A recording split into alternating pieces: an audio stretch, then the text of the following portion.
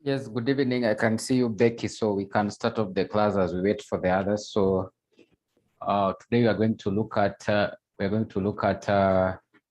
defamation and occupiers liability. So we were looking at law of torts last time. Law of torts. So today we are going to look at occupiers liability. Occupiers liability. And also we'll be able to look at defamation. So I think last time we looked at trespass. We looked at trespass. So today we're going to look at occupiers liability. Then of course look at defamation. So in our previous class, we are actually able to categorize trespass into three as a form of tort. So we said under trespass, so you can have trespass to land. So you can have trespass to persons, and you can have trespass to goods, whereby we say trespass is simply the unauthorized access to a person's either property, or maybe to a person himself, or maybe it could be to goods. So when you talk about occupiers liability now, in this case, occupiers liability as a form of tort is basically talking about the responsibility of an occupier of a property, the responsibility of an occupier of a property, the responsibility of an occupier of property on those who are likely to visit the property. For example, if it is maybe a building, let's say, for example, a supermarket, what are the responsibilities of the occupier with regard to those ones who are likely to visit or come to the premises? So in this case, the term occupier is actually used because the land can actually either be leased, or the property can be leased, or maybe the person who has that particular property or occupying the property could actually be the owner. So in this case, the owner, or maybe the lessor of the property. So the lessor is, for example, someone who has hired the property for a period of time. So maybe if it is that particular supermarket you're talking about, it has hired or basically leased that property or maybe building. So the supermarket becomes the occupier. So it has a particular responsibility over those who are visiting that particular supermarket. In this case, we are talking about, for example, the customers who are likely to come to the supermarket. So what is the responsibility of the occupier of the property with regard to those who are visiting the premises? So that is what we mean by occupier. So he has a responsibility. So he can basically be held responsible in terms of actually ensuring the safety of those who are visiting the premises. So in this case, if you go to a supermarket, in any case, maybe you'll see they are basically indicated. Maybe you walk carefully, maybe the floor is actually slippery. If you are using stairs, maybe they tell you to basically be careful when you're using the stairs, so that you cannot actually basically slip as a customer. So if there are no indications or such indications or signs or signages in the supermarket to clearly indicate or guide the customers, so most probably those customers are likely to sue the supermarkets, or what we call occupiers liability, in case of any injury or danger that actually arises out of being in the supermarket. So the occupier, that is the supermarket owner, basically will be held responsible or liable for all the liabilities that actually occur with regard to those who are visiting the premises. So in a nutshell, or basically in simple terms, that is what we mean by occupiers liability. That is what we mean by occupiers liability. So in short, maybe let me just share.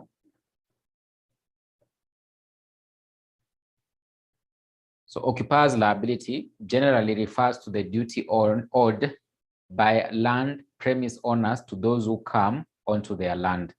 So that duty that is basically owed or basically expected of a person who is actually occupying either land or basically a particular premise. So what is expected of these particular persons? What are the expectations? So some of them have been able to mention. So the occupier owes a common duty of care to all his visitors. So he has a duty of care to all the visitors who are coming to that particular supermarket or basically that particular premise. So he has a duty of care to ensure maybe their safety. So the common duty of care is to take such care as is in all circumstances of the case, reasonable to see that the visitor will be reasonably safe for using the premises. Then number 2, visitors are persons who have expressed or implied permission to enter or use the premise or the premise of a person, So those ones who have basically maybe been licensed or actually been allowed under the law. So those are the persons you can actually be able to call as visitors. So maybe it's someone who has been licensed to visit your premises. So he's the visitor. So either it can happen in a situation whereby maybe you've actually been able to invite them. You've actually invited them, or basically we can actually talk about they have come in as a result of a license or been allowed to visit the premises. So those are the persons we are calling visitors. So visitors are persons who have expressed or implied permission to enter or use the premises of a person. So in this case, we're talking about invitees. So those who have been invited to come onto the land and therefore have expressed permission to be there. So they have expressed permission to be on that particular property. Those who have been licensed, so someone has been licensed, for example, an officer from the Kenya Power and Lighting Company has actually been licensed or been allowed to come to your premises, basically to be able to maybe read the meter readings, or maybe someone from a water company, you can be able to visit the premises to basically read the meter in terms of how much you've been able to use in terms of water. So those are basically licensed persons who can be able to access your property. So you have a responsibility over them to maybe ensure their safety. So those entering in exercising a right conferred by law, for example, a person entering to read an electricity meter. So the standard of care varies according to the circumstances. The legislation refers to two particular situations where the standard may actually vary. So an occupier must be prepared for children to be less careful than adults. So most probably in a situation whereby you have children, you expect them to be very maybe less careful while they are using the premises. So you must take maybe the highest or more precautionary measures, especially if those people visiting the premises are actually children, because for them, maybe they need to be guided to ensure they need more guidance to ensure their safety. So the standard of care basically will actually depend on the circumstances surrounding those who are maybe visiting the premises. Maybe it could be adults, or maybe it can actually be children. For the case of children, we are saying basically the standard of care will actually basically be very, very high, because for them, they need a lot of guidance in terms of actually ensuring their safety. So an occupier may expect that a person in excess of his calling will appreciate and guard against any special risks ordinarily incident to it. So the occupier is not liable for the negligence of an independent contractor once he is satisfied that the contractor was actually competent. So the occupier of the premises cannot actually be held responsible for those accidents or maybe failure of safety measures that actually arises out of maybe the negligence of an independent contractor. In this case, for example, if you talk about that particular supermarket, if the supermarket has pillars inside, then it happens that this particular pillar maybe falls on one of the customers. The supermarket cannot actually be held responsible in case it actually hired the services of a qualified independent engineer. So this engineer was actually qualified to build the pillars in the supermarket. So in case of maybe any faulty, the pillar becomes faulty, the person who can be held responsible in this case, it should actually be the independent contractor and not actually this particular occupier or this particular supermarket. So that's why they're saying that in case of services provided by an independent contractor, it may be coming up with that particular building or maybe premise. The occupier might not actually be held responsible, but it'll be that particular independent qualified contractor who will be held personally responsible. Then the common law duty of care does not impose on an occupier any obligation to a visitor who has willingly actually accepted the risk. So sometimes also if you've actually accepted the risk, then you as a visitor or maybe as a person entering the premise, then of course the supermarket won't actually be held responsible. So clearly they have indicated that maybe the floor is maybe slippery, but you still actually enter the premises. So long as they have actually been able to indicate, it simply means that you've actually accepted the risk when you enter the premise. So you cannot hold this particular supermarket responsible. So that is basically what we mean on the circumstances surrounding, for example, the standard of care and maybe who can be held responsible, or when the occupier can actually be held responsible or not responsible or not. So that is in a nutshell what we mean by occupier's liability, that an occupier of a property or an occupier of land, he has a responsibility of ensuring the safety of those who are visiting the premise. So he has a duty of care to ensure those coming to the land or maybe the premise or property are actually very, very safe. So a failure to such or failure to do such, then this particular owner or basically the occupier of that particular property can be held responsible under what we call a tort known as occupier's liability. He has failed on his responsibility with regard to those who are actually visiting his premise or maybe his or her property, his or her property.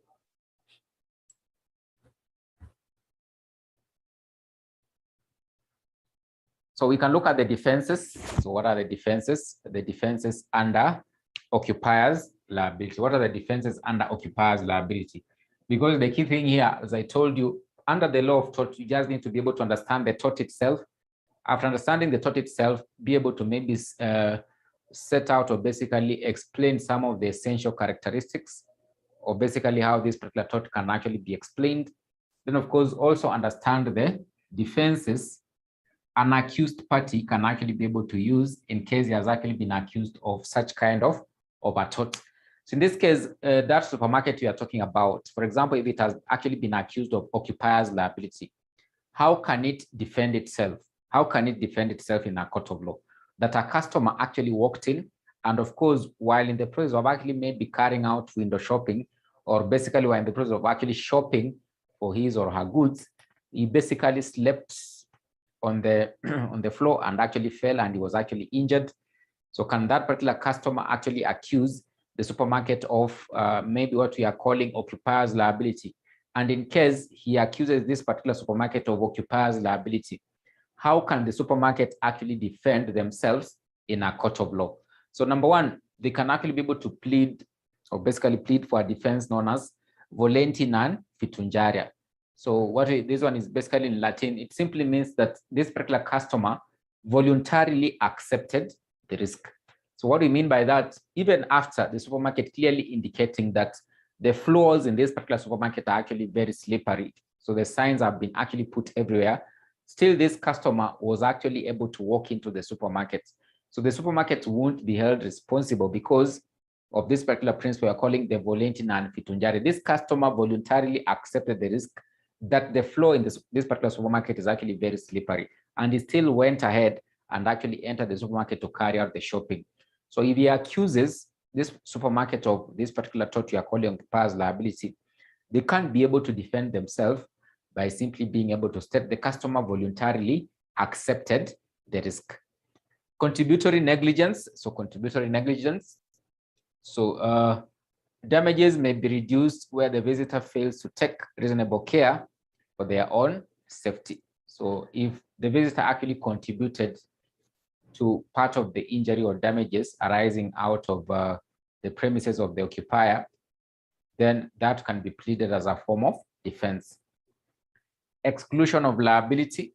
So it is where an occupier, it allows an occupier to extend, restrict, exclude, or modify his duty to visitors insofar as is free to do so.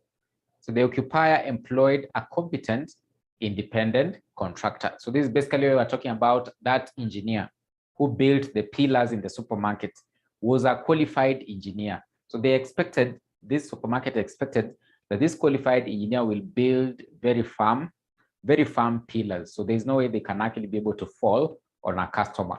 So in case this one of them actually falls and a customer is actually injured, then the person to be held responsible is not the occupier of that supermarket, but it is that qualified independent contractor who basically built this particular pillar you are talking about in the supermarket.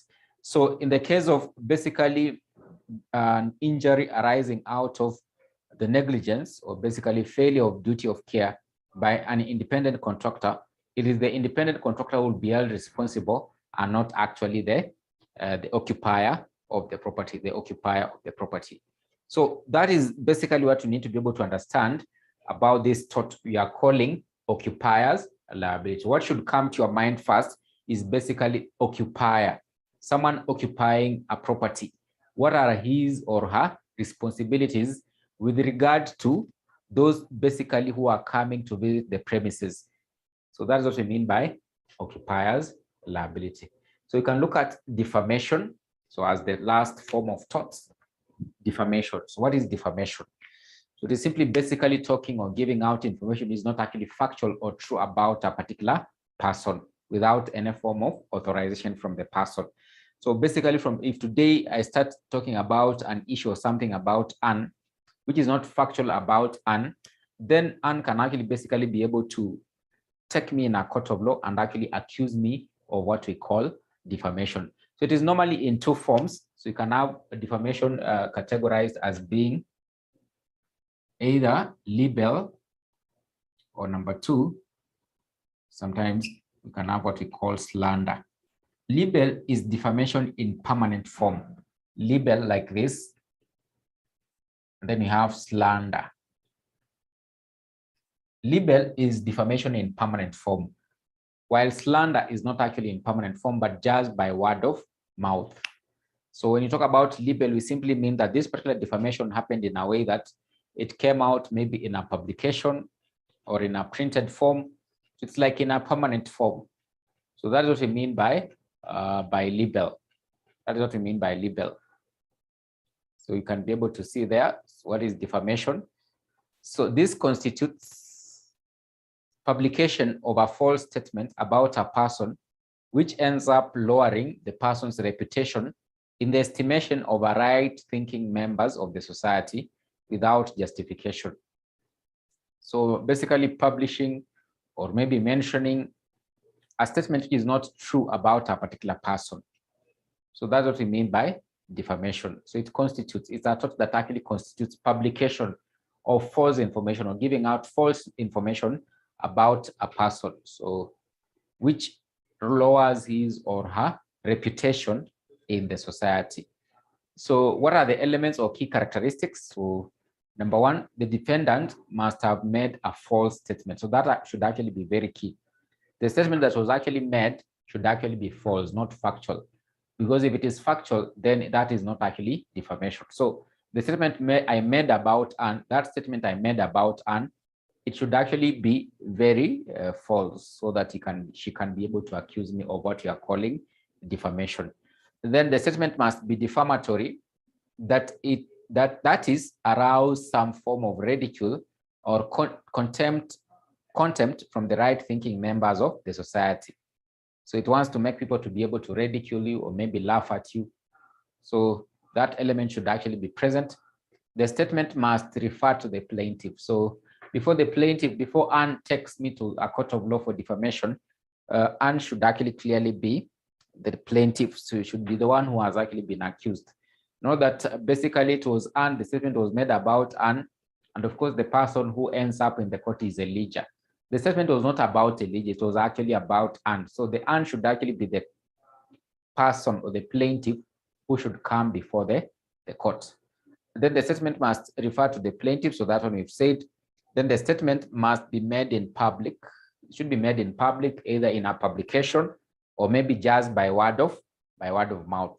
So if those elements are actually present, then of course, with regard to a particular statement, then one can be accused of what you are calling defamation. So that's what we mean by defamation in a nutshell or in simple terms. But we've said it is actually in two forms. It can either be in a permanent form known as libel, or maybe it can actually be in a non-permanent form just by word of mouth known as slander. So those are the two forms or types of defamation. So what is libel? As I've explained, it is, so they have started with slander, so maybe we can start with slander. So this is a non-permanent form of defamation, usually by word of mouth. this kind of defamation is actionable upon proof of damage. Though there are some exceptions, such as, so you can see what they are saying. If that defamation is not in permanent form, it is just by word of mouth, there must be a form of proof. So you must produce evidence. So maybe a video recording, or maybe something to clearly indicate that someone made that particular statement, because it was just by word of mouth. You know, if it is actually libel, then it is actually actionable without any form of proof, because the proof that will be there, the evidence that will be there, is maybe that printout of a newspaper or a magazine, whereby that statement that was made there is not actually true about a particular person, because it is actually in a permanent form. But you know, by word of mouth, maybe someone mentioned the statement while other people are not actually there. So gathering the evidence or gathering the proof might not actually be very easy. So, or maybe someone can just accuse another person. He said something about him, which is not factual, yet it is not true. So you must actually be able to produce or be able to prove before a court of law before you can accuse someone of what you are calling defamation by slander, defamation by slander. So that's what they're saying. This kind of tort is only actionable. It can only be brought before a court of law in case there is actually some form of proof of damage. So you must actually be able to prove that there was actually damage or an injury caused to the other party or the plaintiff before you can plead before or bring before the court of law an action known as defamation by slander. Although they are saying in exceptional circumstances, there's no need to prove there was actually damage. You can always be able to bring a case before a court of law. For example, in a case where the statement imputes a criminal offense punishable by imprisonment. So if today basically I make a particular statement about Becky, which imputes some criminal activities on Becky, it simply means that Becky doesn't have to wait for the damages to actually occur, or maybe for him to basically be laughed at, or maybe be looked at by other people as a person who's involved in criminal activities. That one, there's no actually need for him to be able to wait for the damages to actually occur. He can simply go ahead and actually accuse me in a court of law of what you are calling defamation and what you are calling slander. So if someone imputes criminal activities, there is no need to prove damages have occurred. What we mean by damages is that out of that statement that was actually made, a loss actually occurred, or maybe your name in the society was actually, maybe your character was actually looked at by people in the society as not actually being correct. So you don't have to wait for such to actually happen. So long as someone has actually been able to impute maybe criminal activities on you without any form of proof, it simply means that you can actually be able to go to the court. Then number two, where the statement imputes contagious disease on the plaintiff. A contagious disease basically maybe it spreads very, very fast. So today someone just accuses Becky, maybe she says that Becky is actually maybe having a particular disease which is actually very contagious, yet it is not true about Becky. So Becky doesn't have to wait for basically the repercussions to happen. Immediately she hears of such, she can actually be able to bring the action in a court of law, and it will be allowed by the court of law to be heard as a case against the defendant. Then number three, where the statement imputes unchastity on women. Then number four, where the statement imputes incompetence on the plaintiff in his trade, occupation, or profession. So if you are qualified, maybe doctor, yet someone out there is spreading rumors that you are not actually a qualified doctor, such that it impacts on your profession, you're not actually able to get maybe patients to be able to treat, or customers. So you don't have to wait for such to happen. So immediately you hear of such, then of course you can actually be able to accuse someone in a court of law, of what you are calling defamation by slander, defamation by slander. Then libel. So this is a permanent form of defamation in the sense that the statement is printed or documented. It is actionable the way it actually appears. There's no need to actually to be able to prove there are damages. So this one, the way it appears, what they mean by per se is just actionable the way it actually appears. So there's no need to actually basically to prove there's actually damage here. But under slander, you have to prove there was damage caused to the plaintiff before the action can be heard or be brought before the court of law. So what are the differences between the two, or what have you actually been able to note as the difference between the two? So number one, libel is defamation in a permanent form, whereas slander is defamation in transient or non-permanent form.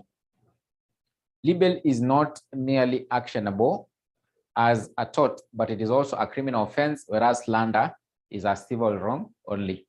Then all cases of libel are actionable the way they appear, but slander is only actionable on proof of actual damage with 4 exceptions.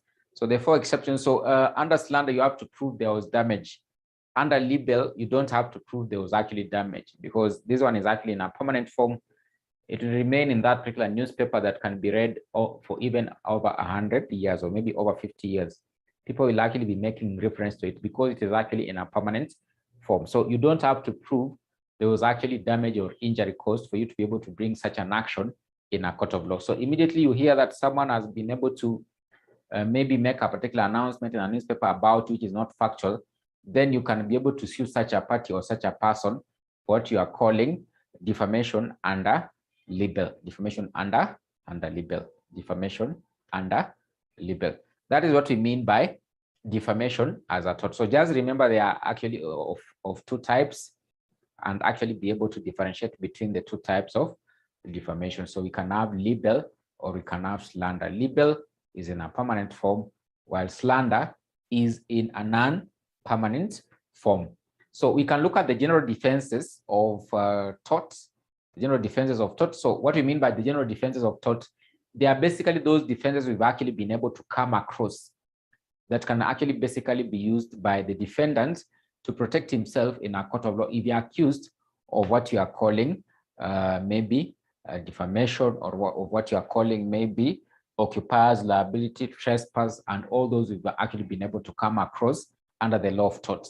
So in this case, what should actually come to your mind most obviously is statutory authority. It is actually a form of defense under almost all of them. So you can just have a look at them. So you can have volunteer and fitunjaria, where you voluntarily accepted the risk under any tort. Inevitable accident, something that couldn't have actually been avoided. Act of God can actually be a form of defense. Act of God, I think you can actually be able to remember it under this particular tort we learned about, known as strict liability. Strict liability. Strict liability. So this is the rule in, if you can remember the rule in Ryland, the rule in Ryland versus Fletcher. The rule in Ryland versus Fletcher. We looked at the key essential elements under strict liability. And of course, one of the major form of defense we looked at is actually act of God. So that is actually also a general defense in tort. Self-defense, maybe you committed a particular wrong as a result of self-defense. So maybe that one can actually be applied here under the law of the tort of trespass. Under the tort of trespass with regard to persons. So maybe battery. So you ended up committing battery while you're actually carrying out self-defense. Mistake. So a mistake can happen out of necessity. Out of necessity, someone can trespass on someone's land. So maybe there's a disaster or fire on the neighbor's property. So you can actually be able to trespass and enter into the premises out of necessity to simply be able to protect the house of the neighbor. Statutory authority, so that I think I've explained, whereby basically there's a statute or there's a specific law that are actually basically allowed for a particular tort to be committed or a particular wrong to be committed. So it can actually be used as a form of defense, Those are the general defenses that can actually be pleaded under the law of tort,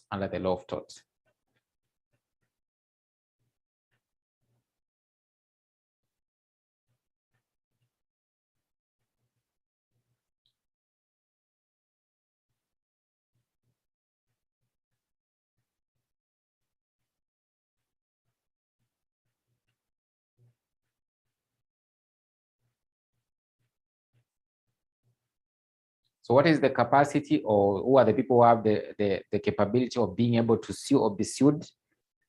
So you have different persons. You can have the government. Is the government able to sue or not? So The Government Proceedings Act makes the government subject to certain liabilities in tort as if it were a private person.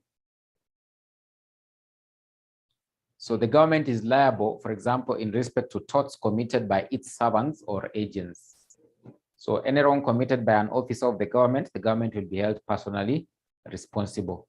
In respect of any breach of those duties which a person owes to his servants or agents at the common law by reason of being their employer, in respect of any breach of duties attaching at a common law to the ownership, occupation, possession, or control of a particular property by the government, So the government can actually be sued for any form of tort or wrong committed against a person. So if the government basically, without following the proper procedures, maybe takes over property or land of a person, so they cannot be accused of what you are calling trespass, and they can actually be penalized heavily in case they are taken to a court of law, So infants and minors, do they have the capacity to sue or be sued under tort? As a general rule, minority is no defense in tort. Infants can sue or be sued in the same way as any other person. However, the age of infant may be relevant in some torts where intentions, malice, or negligence of the wrongdoer are the main cause of the torts. So you can be able to see that under certain torts, it doesn't matter whether you have attained the age of majority or not, an infant or a child can still actually be held responsible. So as you know, we have maybe what you call the juvenile courts. So in this case, those people who have not actually attained the age of majority, that's where they can actually be tried by a judge in a court of law. So any child or basically infant who has been involved in a tort or a particular tort can actually also still be held responsible under the law of torts. So they can't actually escape. But of course, they have said they look at the circumstances and also the age of the infant in terms of trying to determine whether he can actually be held responsible or not. So in this case, what we mean by this, for example, a 2-year-old or a 6-month-old or maybe a 1-year-old child, they don't have the same thinking capacity with maybe a 5-year-old or maybe a 10-year-old or maybe a 12-year-old child. So that one of maybe 12 years is a bit mature, so he or she understands some of the things. So if he does something wrong, he can actually be able to tell. So you can't compare a child of 12 years and maybe a child of maybe 3 years or maybe 4 years or 5 years. So those ones are not actually quite mature enough to be able to understand most of the things. So the court will look at the circumstances as to whether this particular infant can be held responsible or not. But you are saying generally, they don't actually escape or can't actually escape from being held responsible under the law of torts, Husband and wife. So the position of a husband and a wife in tort is covered by 2 English statutes. So this one is actually borrowed from the common law. So the former act is a statute of general applications in Kenya. So a married woman, so this is where it is important, a married woman is liable in tort and may sue or be sued in tort in the same way as though she were a female sole or a single or unmarried woman. A wife can sue her husband in tort for the protection of her own property, The president, so the president is sometimes immune from any wrongdoing until maybe he leaves office. So the Constitution of Kenya provides that the president of Kenya is not liable to any proceedings whatsoever in any court of law. It means that no civil or criminal proceedings can be instituted against the president while he is actually still in the office. So until maybe he leaves the office, that's when he can actually basically be brought before a court of law and actually accused of a civil wrong or a criminal offense. So heads of states and diplomats. So what happens in the case of diplomats? In this case, we are talking about ambassadors or maybe high commissioners who represent other countries. For example, in Kenya. So are they actually immune also to maybe being held responsible or being brought before court proceedings? So the heads of foreign states, diplomats and foreign missions and certain other persons connected to them are immune from the jurisdiction of of the local courts. Their immunity is provided by the Vienna Convention of Diplomatic Relations, which was signed in 1961. So basically what will happen in that regard, for example, an ambassador of the United States in Kenya, he cannot actually be held responsible for any torts committed actually while serving as a diplomat in Kenya. So it simply means that the only country that can actually be able to hold such a person responsible is maybe the international courts, or maybe it is actually basically from the origin country whereby he has actually come from. But of course, they're actually immune from any court proceedings, while they're still serving as maybe ambassadors or maybe high commissioners in the countries they actually serve, as basically outlined in the Vienna Convention of Diplomatic Relations. So accredited diplomats and their staff families enjoy immunity from criminal or from the civil or administrative jurisdiction of their local courts. The immunity does not extend to Kenyans who are employed by diplomatic missions. So, for example, if you work for a diplomatic mission, it doesn't mean that basically you're actually immune from court proceedings. You are simply just an employee there, so you can still actually be held responsible. Then corporations. So corporations, basically we're talking about companies. So these are basically recognized as being persons under the law. So they can still actually be held responsible. So Safaricom can actually be able to sue Airtel for any wrongdoing by Airtel. So Airtel being a corporation, it is not actually basically immune or cannot actually be exempted from what you are calling the law of torts or any wrong that they have actually committed against any other party. Trade unions. So trade unions have capacity to sue in tort, but actions against them in tort are limited. So that particular act or that particular section of the act provides that no action shall be brought against a trade union for torts committed by its members or officials in respect of any act done in contemplation or in furtherance of a trade disputes. For example, if a trade union calls a strike, it cannot be sued by an employer for the tort of inducing a breach of contract. What of persons of unsound mind? So these are actually also protected under the law. So these are generally liable in tort unless intent is necessary element, and their condition is such that they could not have formed such an intent. So there's a case law there about Morris versus Marsden of 1952. So a defendant took a room at a Brighton hotel. While there, he attacked the manager of the hotel, that is the plaintiff. It was established that the defendant was suffering from a disease, from the disease of the mind at the time of the attack, that he knew the nature and the quality of his act, but he did not know that what he was doing was wrong. It was held that the defendant knew the nature and quality of his act, as he was liable in the tort for the assault and battery. It was immaterial that he did not know that what he was doing was actually wrong. So aliens, what about aliens and non-citizens? So aliens are basically enemies in foreign countries or in countries which they are not actually citizens. So an alien is under no disability and can sue or be sued. However, an enemy alien basically they mean a foreigner who is actually, for example, in our country, and as Kenya as a country, we are basically fighting with that particular country, or we are actually at war with that particular country.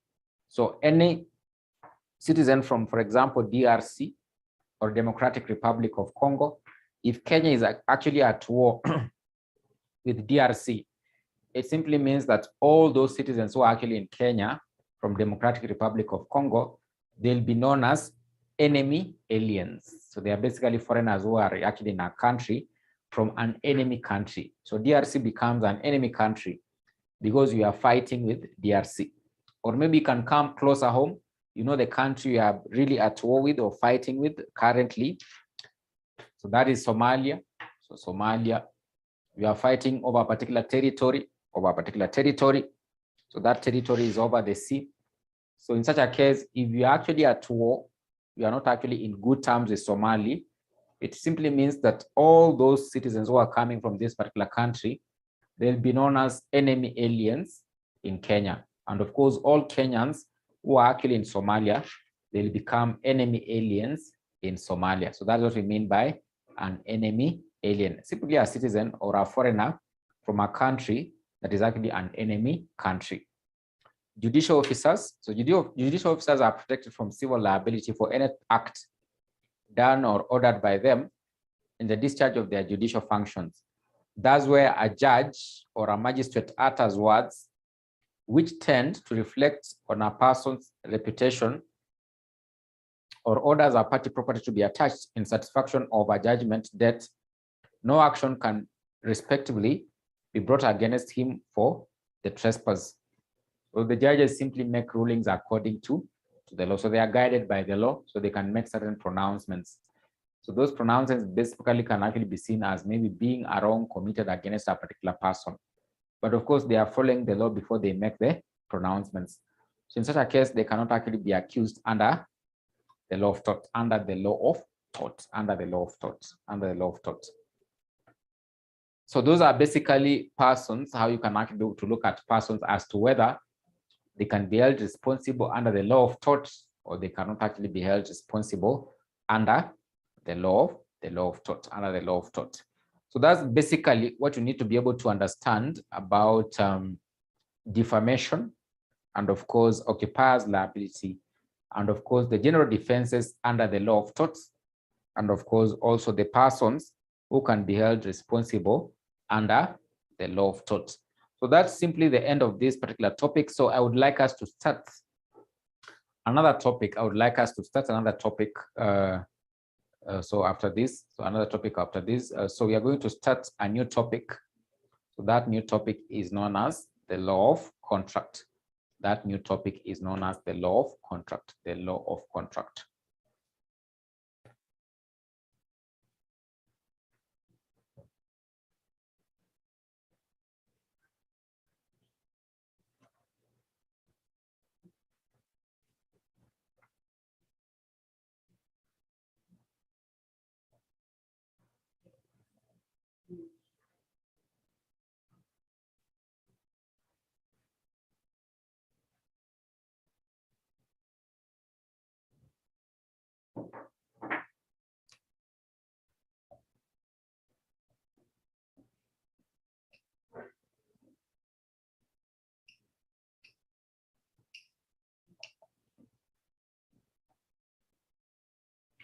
Law of contract, the law of contract.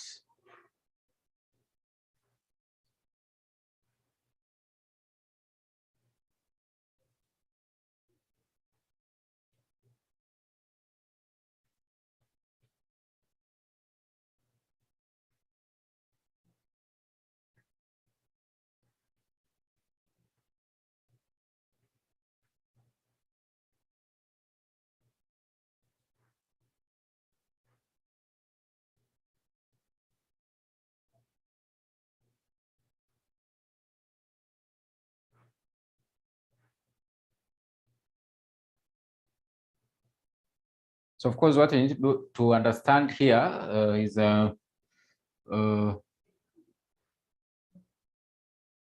what is a contract,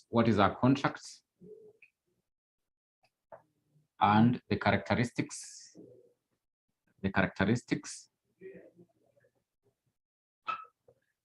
then the types of contracts you can have, types of contracts,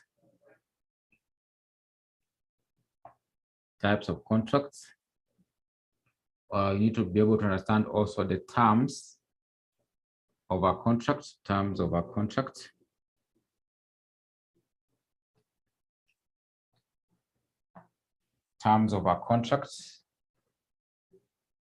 then what we call vitiating factors,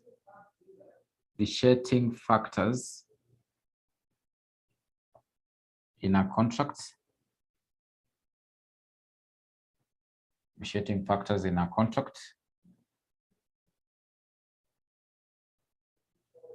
Then also there is something about persons or parties persons or parties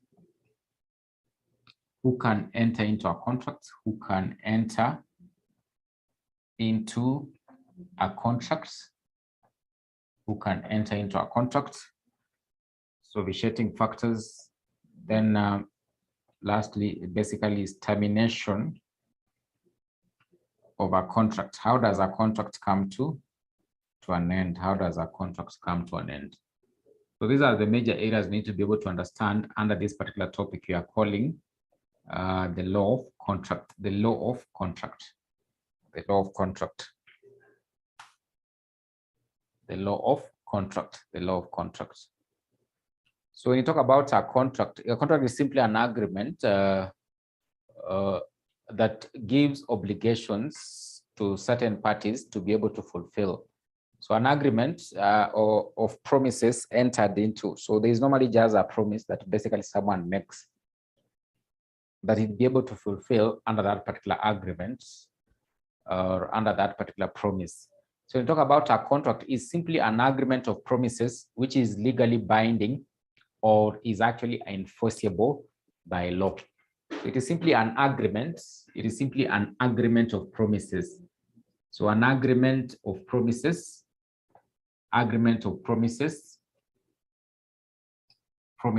which is enforceable, under the law. It is simply just a promise someone gives. So you wait for maybe that particular party to be able to fulfill, or person to fulfill. So it is just a promise I've made that I'll be able to teach this particular unit up to the end. So I should actually be able to ensure that I'm actually able to fulfill this particular promise. Failure to which you as a person or you as a student, you can be able to take certain actions against me as the teacher. So it is usually binding. So we normally say it is an agreement of promises which is binding. It is supposed to be actually which is binding and enforceable under the law. So it's actually binding. It is actually binding between me and you as a person. So on the other hand, you have made that your own promises that you'll actually be able to meet the cost in terms of the expenses that are supposed to be incurred for running this particular course. So you'll pay the tuition fee. So it is a promise you've made. Maybe you'll pay installment wise. So it is a promise you've made. So we are waiting for you to be able to fulfill this particular promise. So when you talk about a contract, it is just simply an agreement of promises that are supposed to be fulfilled by certain parties under that particular agreement.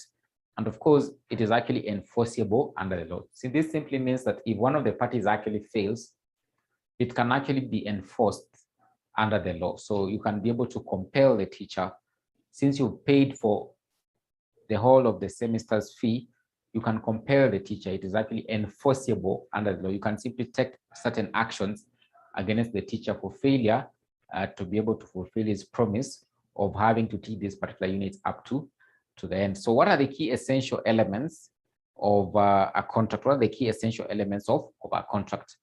So when you talk about the key essential elements, we're talking about the key characteristics that must be present for a particular agreement to be seen as actually being a contract. What are the key essential elements that must be present for a particular agreement to be seen or concluded as actually being what you are calling now a contract? So number one, what should actually be present essential element is what we are called, there must be an offer. So that is number one. Number two, there must be an acceptance. There must be what we call acceptance, that I'll be able to give an offer. Then on the other hand, as the student, you'll actually be able to accept. So there must be what we are calling an offer and an acceptance. Then number three, there must be an intention to create a legal relationship. Intention to create a legally binding relationship, a legal relationship. There must be an intention. So there must be seen to be some form of intention to create a legally binding relationship between the parties. So it should be something that is actually binding, and actually certain actions can actually be taken under the law if someone fails to fulfill his promises. Then there should be the capacity of the parties to contract. There should be the capacity of the parties to contract. So number 4, capacity of the parties to contract. Capacity of the parties to contract. Capacity of the parties to contract. Then there should be what we call free consent, not out of coercion or being forced to enter into an agreement. There should be free consent. There should be what we call free consent. Free consent. Then there should be what we call a lawful consideration, or simply can just say consideration should be there. A lawful. There should be a lawful consideration. So these are the key essential elements or characteristics that should be present in an agreement for it to be concluded as actually being a contract. So number 1, you've said there must be what you are calling an offer. So the offer is just there, you've seen it, that classes are being offered at 3,500 live Zoom classes, 3,500 per semester. If you add a particular amount on that particular amount on that, maybe that 500, you'll be able to get a revision kit. For that, maybe if you add another 3,000, you'll be able to get maybe some of the videos or previous videos. So that is an offer that has been given to you. At the other end, you'll simply accept. You'll simply accept. You look at the offer and actually compare with other competitors of RCM. Look at it, weigh, do I go this side? Do I go this side? You look at maybe the quality of the teachers. You decide that this is the best offer, I'm going to go for it. So you accept. So you simply be able to accept. There are several ways you can actually be able to accept, maybe by your conduct, how you conduct yourself. So first of all, maybe you reach out by phone. You'll maybe ask, how do I enroll for the classes? What happens? What are the procedures? So by your conduct, you would have actually basically accepted this particular offer. Then both parties should actually be, there should be a consideration. You're not just coming to RCM for nothing. There's this thing that actually RCM is offering. They're offering tuition via live Zoom classes. That is the consideration that is being offered by this other party we are calling RCM. What about you as a student? Basically, you are there's something you are giving in. You are giving in a consideration known as the fee. You are paying that 3,500. That is the consideration. So in each and every contract, this element will actually be present. There must be something that the other party is actually offering, while also at the other end, there must be something the other party is actually offering.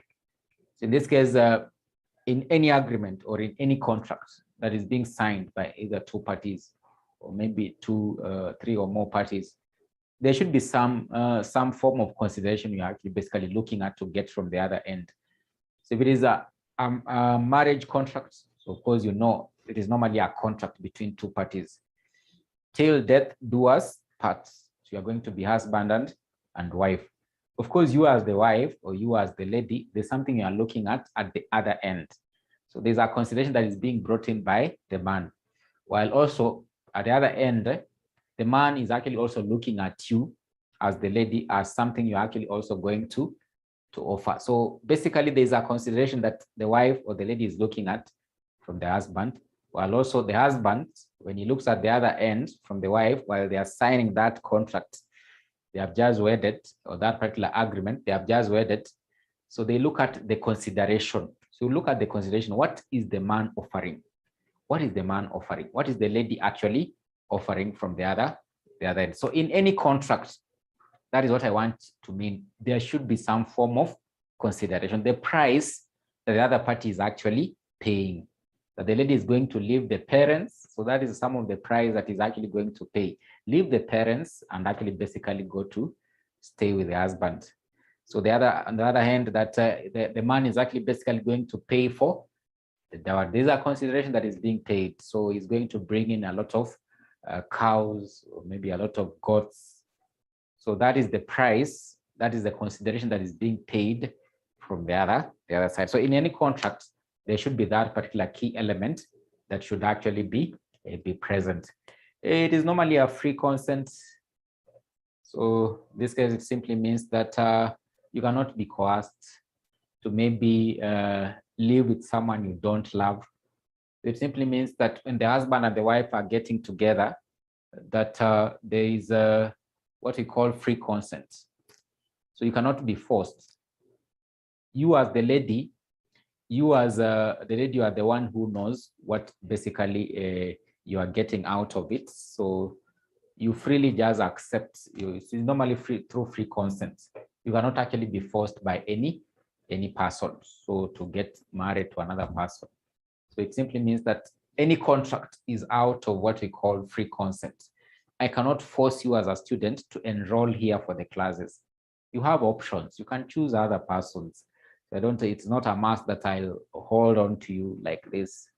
And you won't have basically liberty to be able to maybe think through your mind or make decisions on your own.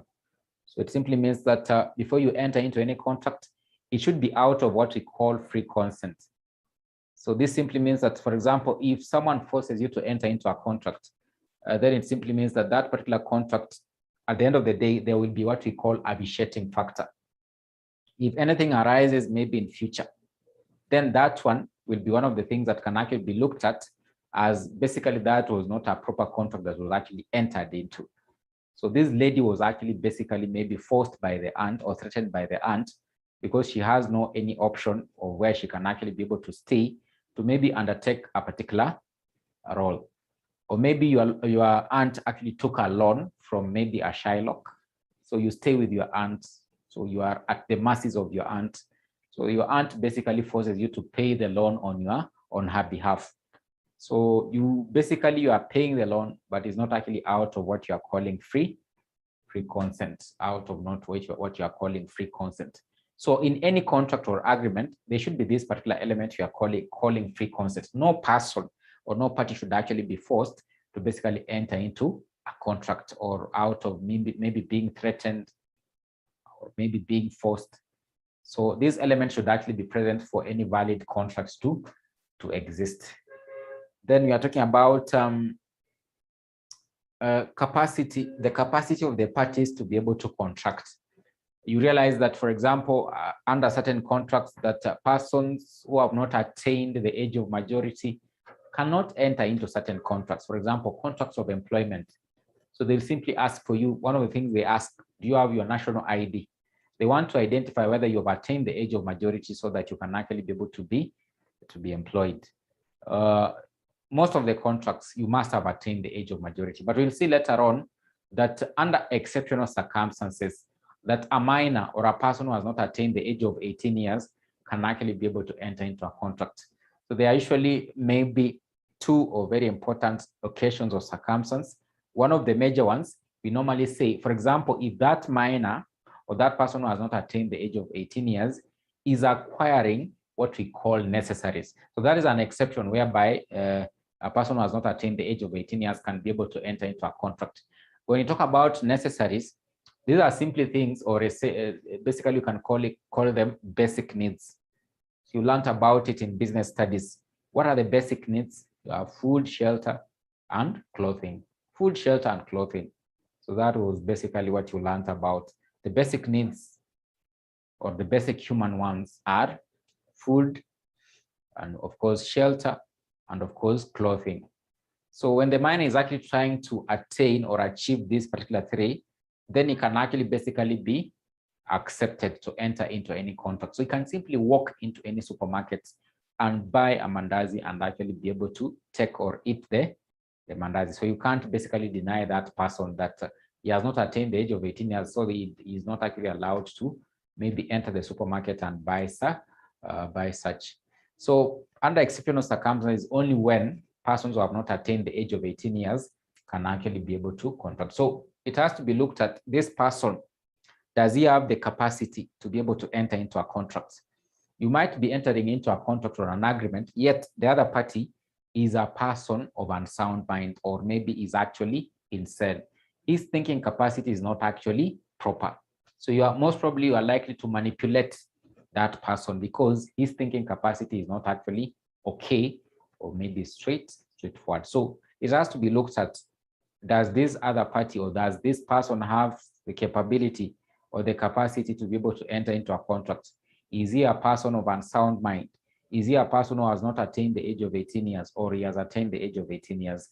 So this one has to be looked at. It should actually be present, an essential element that should actually be present when an agreement or any agreement that can be concluded as being a contract is actually being entered into. So that's what we mean by capacity or capability of actually being able to contract. There should be what we are calling intention to create a legal relationship. So that agreement you are entering into, in short, it should be actually lawful. It should be lawful. It should be something that is not actually, that is actually outlawed or actually illegal. So, for example, if you're entering into an agreement to basically maybe sell drugs which are not actually allowed in the country, or maybe you are being involved in maybe money laundering, so those are outlawed activities. So that cannot actually basically be concluded as being a contract. There must be an offer and an acceptance. So that one I think I've already explained. So those are the key essential elements that should actually be present before an agreement or any form of agreement can be concluded as actually being a contract, can actually be concluded as actually being a contract, can be concluded as being a contract. So we can take a 1-minute break before maybe we continue with the types of contracts that we can actually be able to have, the types of contracts that we can actually be able to have.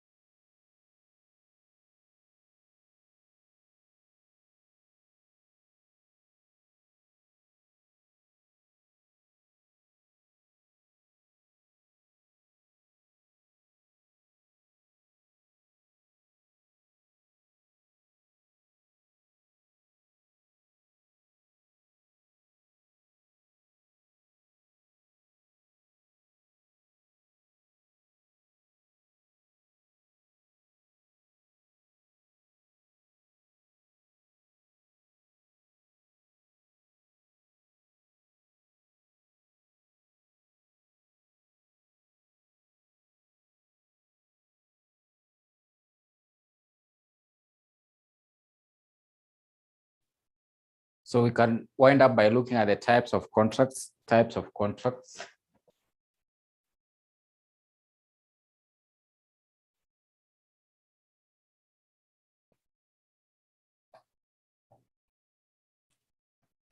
what are the types of contracts you can have? So you can have a unilateral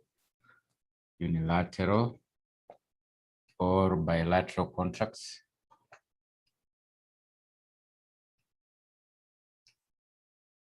So you can have a unilateral or bilateral contracts. Unilateral or bilateral contracts.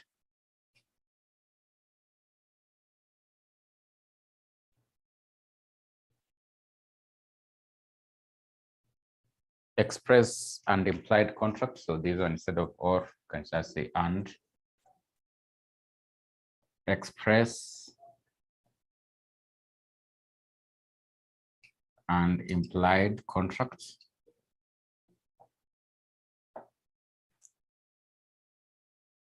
Express and implied contracts. Valid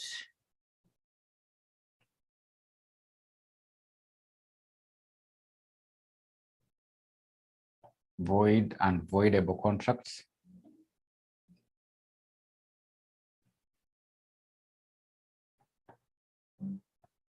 Valid, void, and voidable contracts. So you can have valid, void, and voidable contracts. Valid, void, and voidable contracts. We can have specialty contracts and simple contracts.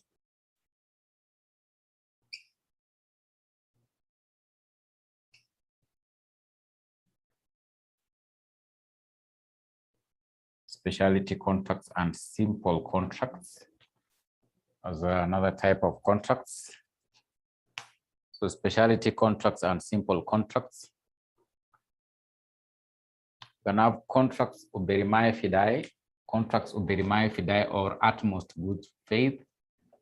Contracts of utmost good faith.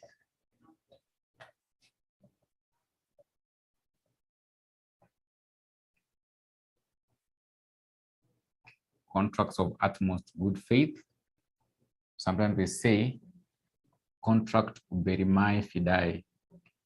That is actually in Latin, simply means utmost good faith. Contracts 𝗖𝗙𝗙𝗑 fidei, contracts 𝗖𝗙𝗙𝗑 fidei. Then the last one, the second last one, contracts of record. You can have contracts of record.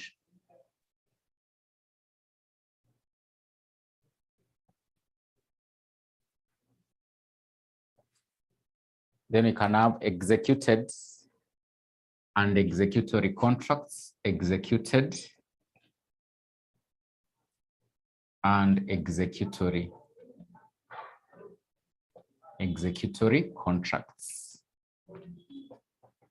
Executed and executory contracts. Executed and executory contracts. Executed and executory contracts. So those are some of the types of contracts we can actually be able to have. So when you talk about a contract of utmost good faith or a contract of 𝗖𝗙𝗙𝗑 fidei, it is simply a contract where one of the parties is actually expected to act with what we call utmost good faith or in the best interest of the other party. The best example we can actually be able to give is, for example, a contract of insurance. So always when you are acquiring an insurance policy, there are certain questions that this insurance company will actually be able to ask you as a person. So you'll be able to provide the information. So they are simply just depending on you to act with what you're calling utmost good faith, because some of the information they cannot actually be able to verify. So if they ask for your medical history, maybe you can give true information or not, because sometimes they're not actually able to verify whether what you're saying is actually true or not. So at the end of the day, what is actually expected from you is for you to act with what we call utmost good faith as the insured person. So such kind of a contract can actually be termed as being a contract of utmost good faith, or we call it a contract of 𝗖𝗙𝗙𝗑 fidei, like a contract of insurance. You as the insured party, when they ask about the medical history, you are supposed to basically give information that is actually true or basically factual. So this cannot actually maybe be ascertained by the other party, but it is actually expected you will act with what we call utmost good faith. You will act with what we call utmost good faith. So that's what we mean by a contract of utmost good faith, or a contract 𝗖𝗙𝗙𝗎 fidei.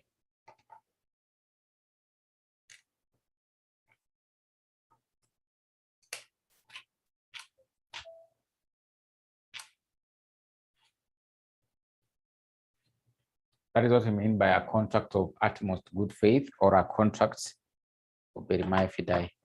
Then we have unilateral and bilateral contracts. We have unilateral and bilateral contracts. So just from the word bilateral, it simply means two. Basically, unilateral simply means one.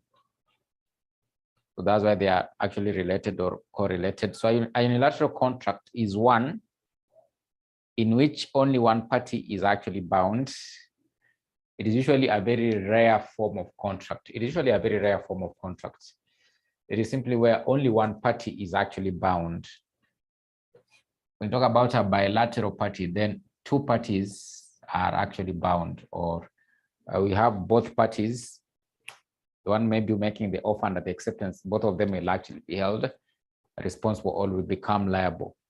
So a bilateral contract is one in which both parties are actually bound. So me as the teacher and you as the student, both of us are actually bound to fulfill a certain obligation. No one is actually exempted from maybe obligations under the contract. But a unilateral contract is where we are saying only one person is actually bound. So the best example we can actually be able to give is, for example, if there's a promise to reward anyone who might recover a particular property, or maybe if they put out a notice by the government that they are looking for a particular criminal, that anyone who basically produces the criminal will actually be given a reward. So no one is actually bound from the public. Any person can actually be able to identify the criminal from nowhere. So they are not actually binding a specific member of the public to be able to bring out this particular criminal they are looking for. So the only party that is actually bound in such a case is actually the government itself, by simply giving out a reward. That reward actually binds them, because if anyone from outside is actually able to bring the person, then they'll actually be able to give out the reward. But of course, they don't know exactly who they are binding the other end, because anyone from the public or any member of the public can be able to give that information about this particular criminal they are looking for. So that's what we call a unilateral contract. Only one of the parties is actually bound. So bilateral contracts are the most common. So in this case, both parties, the offerer and maybe the offeree or the other party, both of them are actually bound. Then you have an express or implied contract, an express or implied contract. So an express contract is one in which the parties specifically agree about the nature and terms of their relationship. So in this case, the terms are actually very express. They come from the parties. So when you talk about an implied contract, it is basically like a formatted or a contract that is actually basically expected to be in a particular format. So you can't be able to change that particular format. So there's a standard way of how that contract is normally carried out. So if it is maybe a sale agreement for land, maybe it is a uniform agreement that must actually be used in basically acquisition of land. So there's nothing you can be able to change about this particular formatting or these particular terms in that such a kind of an agreement. So that's what we mean by an implied contract. Then you have valid, void, and voidable. So a valid contract is one that meets all the essential elements of a contract. So if all the essential elements of a contract are actually present, such kind of a contract can be termed as being a valid contract,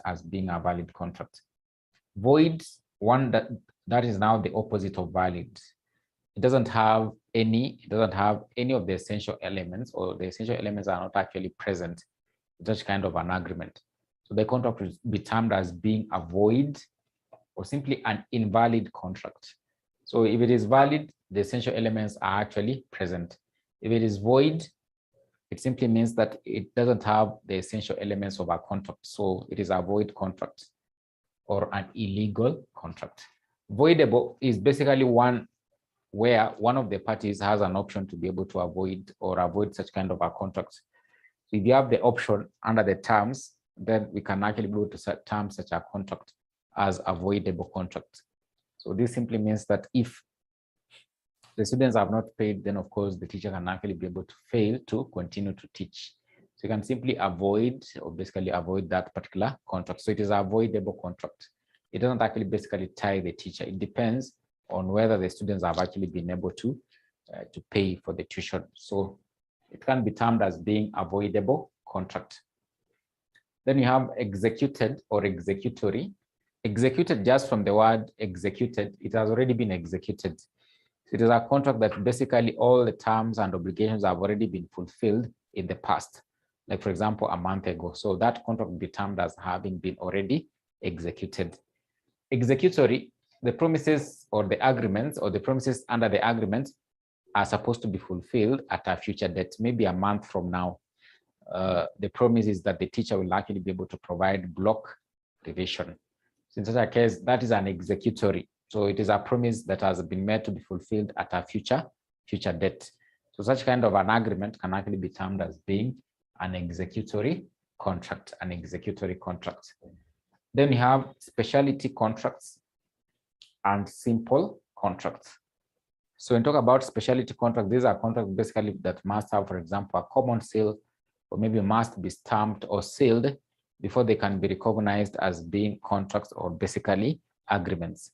So maybe if it is a certificate of incorporation of a company, so of course it must have what we call a common seal from the register of companies. So it can be termed as being a specialty contract.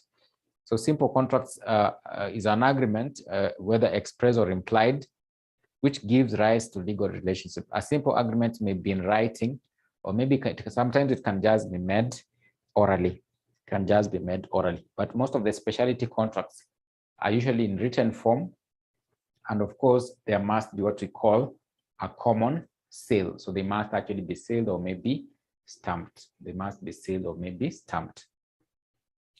Then you have contracts of record.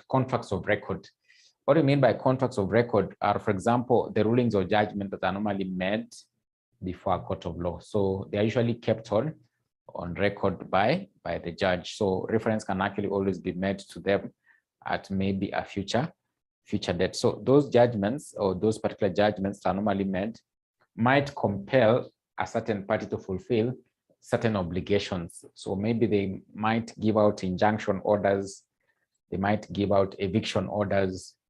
So several orders can be given by the court. So the party who has basically been called upon to maybe be evicted from a particular area has no option but basically to follow what the contract has made, the pronunciations the court has actually been able to make.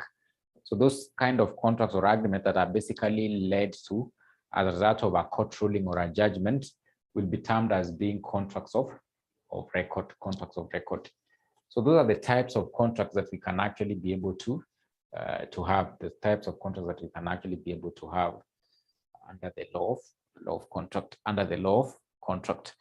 So I think for today we can be able to go up to that particular point. So unless there's a question, you can maybe pose the question. So I can see we are remaining with the Anne. Do you have a question?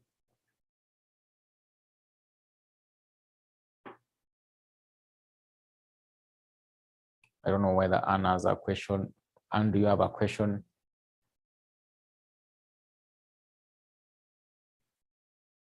What about Becky? So Anne says no. No, I don't. So I think we'll meet in our next class. So that is, I think, is it on Thursday? It's on Thursday. You can have a good night.